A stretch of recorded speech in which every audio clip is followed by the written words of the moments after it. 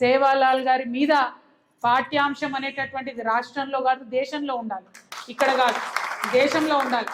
ఎందుకంటే దేశవ్యాప్తంగా అనేక రాష్ట్రాల్లో మన బంజారా బిడ్డలు ఉన్నారు. గోర్బోలి భాష అన్ని రాష్ట్రాల్లో ఒకటే ఉంటుంది, కానీ గోర్బోలి భాషను 8వ షెడ్యూల్లో చేర్చలేదు. కాబట్టి చేర్చాల్సినటువంటి అవసరం ఎంతైనా ఉందని సేవాలాల్ గారి జయంతి సందర్భంగా నేను డిమాండ్ చేస్తూ ఉన్నాను. మరి వీటితో పాటు మామూలుగా ఎక్కడికి పోయినా తండాలలో అత్యంత పేదవాళ్ళు ఉంటారు, చాలా కష్టపడి జీవితం గడుపుతూ ఉంటారు. పోయి అడవులను కొట్టుకొని 2 ఎకరాలో 3 ఎకరాలో 4 ఎకరాలో వాళ్ళకి చేతనైనంత, వాళ్ళ కుటుంబ సభ్యులకు చేతనైనంత యావత్ కుటుంబం అంతా కూడా పనిచేస్తూ ఉంటుంది పొలంలో. ఆ పొలం పండితేనే, దుక్కి దున్నితేనే, చెమట ఓడిస్తేనే 3000 నోట్లోకి పోయే పరిస్థితి ఉంటుంది తప్పితే గొప్ప గొప్ప వాళ్ళు తక్కువ మంది ఉన్నారు బంజారాలలో. అంటే పేదల పక్షాన ప్రభుత్వాలు ఆలోచన చేయాలి. మన బంజారా అక్క తెల్లలకు అనేక కష్టాలు చూసినాం తెలంగాణ రాకముందు. తండాలలోకి అప్పుడు పోతే తెలంగాణ రాకముందు సూర్యాపేట దగ్గర ఆడబిడ్డల్ని అమ్ముకున్నటువంటి పరిస్థితి ఉండే అప్పుడు. కానీ ఇప్పుడు నెమ్మది నెమ్మదిగా బయట పడుతున్నాం, గడ్డకు పడుతున్నాం, కానీ ఇంకా పేదరికం మొత్తం పోలేదు. ఆ పేదరికం పోవాలంటే తండాల మీద ప్రత్యేకమైనటువంటి దృష్టి ప్రభుత్వాలు పెట్టాలి. ఏదైతే ఎస్టీల కోసం సపరేట్గా ఫండ్ వస్తుందో ఆ ఫండ్ ఖచ్చితంగా తండాలలోకి పోయే విధంగా మనందరం కూడా ఎంటబడాలి. మనందరం ప్రత్యేక కార్యాచరణ తీసుకోవాలి. ఇవాళ తెలంగాణ జాగృతిలో మరి ఒక ఎస్టీ వింగ్ ఉన్నది, అది అన్ని చోట్ల ఉంటుంది. కానీ తెలంగాణ జాగృతి మెయిన్ బాడీ మొత్తంలో ప్రధానంగా ఒక వర్కింగ్ ప్రెసిడెంట్గా రూప్ సింగ్ అన్నను పెట్టుకోవడానికి ఒకటే ఒక కారణం, ఎందుకంటే వెనుకబడ్డ జాతిని ముందుకు తీసుకురావాలంటే ఒక ప్రత్యేక కార్యాచరణ ఉండాల్సిందే. కేవలం డబ్బులే కాదు. ఏం చెప్పారు సేవాలాల్ మహారాజ్ గారు? సామాజిక న్యాయం ఉండాలి, స్వాభిమానం ఉండాలి అని చెప్పారు. స్వాభిమానం ఎప్పుడు నిలబడుతుంది? మనం నాయకులమైనప్పుడు స్వాభిమానం నిలబడుతుంది. ఖచ్చితంగా బంజారా బిడ్డలు మంచి పొజిషన్లో ఉండాలి, నాయకత్వంలో వారికి మంచి రిప్రజెంటేషన్ ఉండాలని మనస్ఫూర్తిగా నేను కోరుకుంటా ఉన్నాను. ఏదైతే మన తండాలో మన రాజ్యం అని కొట్లాడినామో తెలంగాణ వచ్చినాక ఇవాళ అది నిజమై ఇవాళ తండాలో నేను ఒకటే కోరుతా ఉన్నా, యువమిత్రులందరూ కూడా మీరు వెళ్ళాలి, నాయకత్వం వహించాలి. చదివినటువంటి చదువు కేవలం ఎక్కడ ఉద్యోగం చేయడానికే కాదు, మన తండాలో వెలుగులు నింపడానికి కూడా పనిచేయాలి. కాబట్టి యువమిత్రులు, యువకులు ఖచ్చితంగా తండాల నుంచే నాయకత్వం నేర్చుకోవాలి. రాబోతా ఉన్న ఎంపీటీసీ జెడ్పీటీసీ ఎన్నికలు నాకేందిలే ఎన్నికలలో ఎవరో పోటీ చేస్తారు అనుకోవద్దు. మనం పోటీ చేయాలి, పోవాలి, ప్రాక్టీస్ చేయాలి, నిలబడాలి, ఫైట్ చేయాలి. అప్పుడే యూత్కి లీడర్షిప్ వస్తుంది. అది ఆడపిల్ల అయినా మగ పిల్లలైనా యువతకు లీడర్షిప్ రావాలంటే పోయి మీరు అక్కడ అడుగు పెట్టి ఉండాలి. నేను హైదరాబాద్లో ఉంటా కానీ నాకు అక్కడ లీడర్షిప్ ఇవ్వమంటే ఎవరు ఇయ్యరు.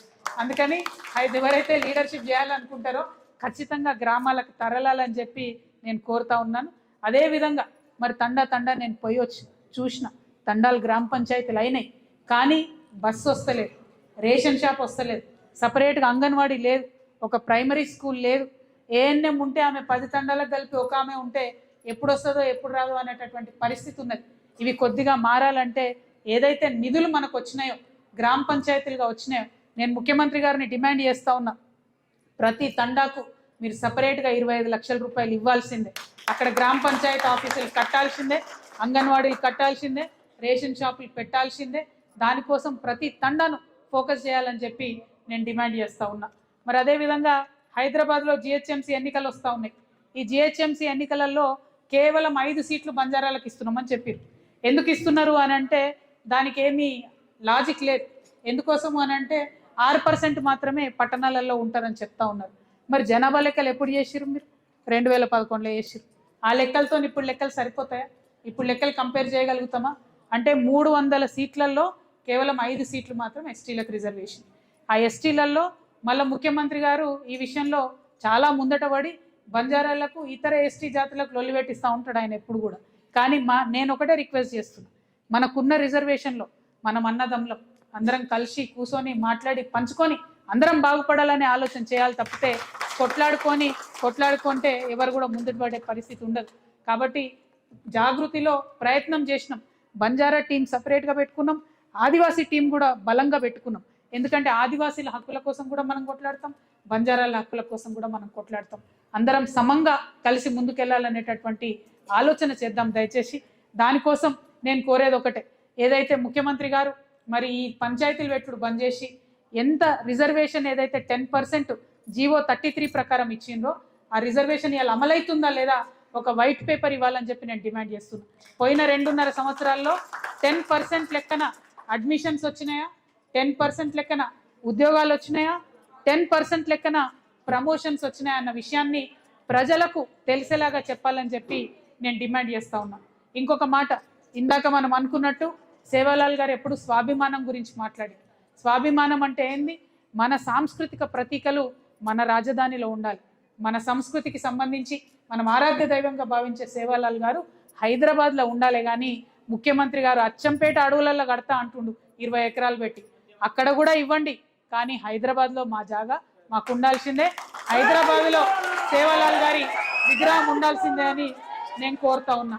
ఇంకొక మాట, స్వాభిమానం అంటే, రాజకీయ ప్రాతినిధ్యం అంటే ఇది నిజంగా ఈ గవర్నమెంట్ ఎంత దారుణం అంటే, ఉమ్మడి ఆంధ్రప్రదేశ్ చరిత్రలో ఎన్నడూ కూడా లంబాడాస్ మినిస్టర్ లేకుండా లేరు. కేవలం రేవంత్ రెడ్డి గారి ప్రభుత్వంలో మాత్రమే లంబాడాలకు మంత్రి పదవి రాలేదు. ఖచ్చితంగా లంబాడాలకు మంత్రి పదవి ఇవ్వాలని చెప్పి నేను డిమాండ్ చేస్తూ ఉన్నాను. అదేవిధంగా మరి చాలా మాటలు ఇచ్చిరుగో, ఈ పేజ్ నిండా మాటలు చెప్పిండ్రు ఎన్నికల ముందు. ఏమని చెప్పిండ్రు? మనకు ఎప్పుడైతే కాంగ్రెస్ పార్టీ అధికారంలోకి వస్తే ప్రతి కుటుంబానికి 12 లక్షల రూపాయలు ఇస్తామని చెప్పింది. ఎక్కడన్నా వచ్చిందా? ఎవరికన్నా వచ్చిందా? ఆగాక 12 లాక్ రాలే కదా, మరి ఇవ్వాలి కదా. అదేవిధంగా ప్రతి కాంట్రాక్ట్లో ఎస్టీలకు అవకాశం ఇస్తామని చెప్పారు, దాని గురించి ఊసేలేదు. అదేవిధంగా ఇందిరమ్మ ఇండ్ల పథకం ఇస్తే జాగా ఇచ్చి జాగాతో 6 లక్షలు ఇస్తామని చెప్పారు. ఇప్పుడు మా పున్నిబాయి, మా దేవిబాయి మాకు లొల్లి పెడతా ఉంటుంది, మా గల్లీలో ఉన్న ఇండ్లే గుంజుకుంటా ఉన్నారని చెప్పి కొత్త ఇండ్లు ఇచ్చుడు మాట అటు ఉంచి. అందుకే నేను డిమాండ్ చేస్తా ఉన్నా, ఏదైతే మీరు ఇందిరమ్మ ఇండ్లు ఇస్తారని చెప్పిండ్రో జాగా ఇవ్వండి, ట్రైబల్స్కి 6 లక్షల రూపాయలు కూడా ఇవ్వండి అని డిమాండ్ చేస్తున్నాం. ఇక మా అన్నదమ్ములందరికీ తెలుసు, అసైన్డ్ భూములు ఇచ్చిండ్రు అప్పట్లో మనకు. ఆ ఇచ్చిన అసైన్డ్ భూములు అన్నీ కూడా ఏ ప్రాజెక్ట్ కట్టినా మొదలొచ్చి అసైన్డ్ భూములు గుంజుకుంటారు, ఏ రోడ్ వచ్చినా మొదలొచ్చి అసైన్ ల్యాండ్ గుంజుకుంటారు. అంటే హక్కులు పూర్తిగా లేవు ఆ భూమి మీద, కాబట్టి గుంజుకునేటటువంటి పరిస్థితి ఉంది. రేవంత్ రెడ్డి గారు మేనిఫెస్టోలో పెట్టిండ్రు, నేను వచ్చినాక అసైన్డ్ భూముల మీద మాట తీసుకుంటా, అసైన్డ్ భూముల మీద చర్య తీసుకుంటా అని. కానీ ఇంతవరకు ఒక మీటింగ్ పెట్టినట్టు కానీ దాని మీద ఒక ఆలోచన చేసినట్టు కానీ కనబడలేదు. రేవంత్ రెడ్డి గారు అసైన్డ్ భూముల మీద ఖచ్చితంగా ఒక స్టాండ్ తీసుకోవాలని చెప్పి డిమాండ్ చేస్తూ ఉన్నాం. అట్లానే పోడు పట్టాలు చాలా మందికి మాకు ఇంకా రాకుండా ఉండిపోయినాయి, కొన్ని అంతకుముందు చేసుకున్నాం, ఇంకా కొన్ని చేసేటి ఉన్నాయి. మరి పోడు పట్టాల పంపిణీ ఖచ్చితంగా చేయాలని ముఖ్యమంత్రి గారు డిమాండ్ చేస్తూ ఉన్నాం. At the same time 3 ST కార్పొరేషన్లు పెడతామని చెప్పారు. ఒకటి సేవాలాల్ గారి కోసం, సేవాలాల్ గారి పేరు మీద లంబాడాల కోసం, ఇంకొకటి ఆదివాసీ కార్పొరేషన్, ఇంకొకటి ఎరుకల కార్పొరేషన్. ఈ 3 పెడతామని చెప్పిండ్రు, ఇంతవరకు వాటి ఊసేలేదు. కాబట్టి వీటి మీద ఆలోచన చేయాలని ప్రభుత్వాన్ని డిమాండ్ చేస్తూ ఉన్నా.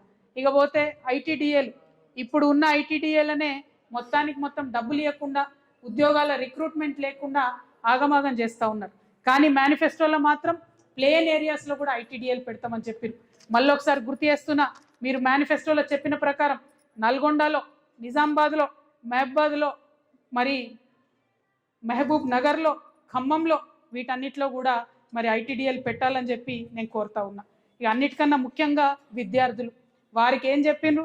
ఇక చెప్పడం విన్నప్పుడైతే అసలు రాహుల్ గాంధీ గారు, ప్రియాంక గాంధీ గారు, సోనియా గాంధీ గారు అందరితోనే అబద్ధాలు ఆడిచ్చి గ్యారెంటీలు పెట్టి ఇంటింటికి వంచిరు. మీకు గుర్తుండొచ్చు. ఏం చెప్పిండ్రు? విద్యాజ్యోతి పథకం కింద 10వ తరగతి పాస్ అయితే 10,000, ఇంటర్మీడియట్ పాస్ అయితే 15,000, డిగ్రీ పాస్ అయితే 25,000, పీజీ చేస్తే 1,00,000 రూపాయలు, ఎంఫిల్ చేస్తే 5 లక్షల రూపాయలు. వచ్చినాయా ఎవరికైనా పిల్లలు? ఇంతమంది స్టూడెంట్స్ వచ్చినాయా? అరే కైకో హాత్ నీచే ఆయా క్యా? నయా ఆయనా? కిసికో ఆయా? నయా ఆయా. నేనేమంటున్నా అంటే, ఇన్ని హామీలు చేసి ఒక్క హామీ కూడా ఎస్టీలకు చేయనటువంటి ముఖ్యమంత్రి గారు ఇవాళ సేవాలాల్ మహారాజ్ గారు విఘ్నతనివ్వాలి, సేవాలాల్ మహారాజ్ గారు వారి మతిమరుపును పోగొట్టాలని చెప్పి నేను మనస్ఫూర్తిగా కోరుతా ఉన్నా.